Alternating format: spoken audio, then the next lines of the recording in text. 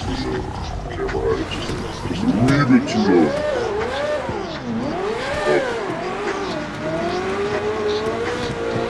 Cut off.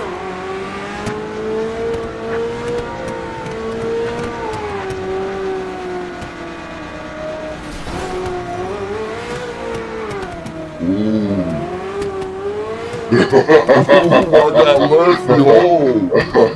Yo! That's what happens when I switch to first person. It's a whole lot easier to steer in here, which I think is so fun.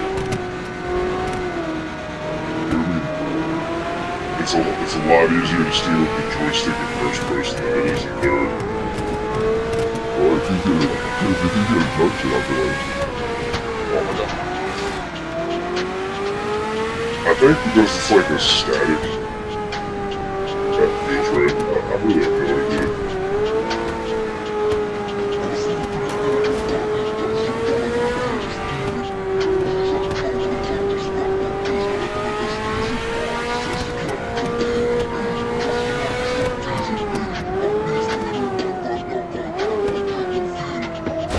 Damn. Dude, I'm cruising. I know, I see you. I was keep catching up, but I didn't squeeze through like that when I get brake check.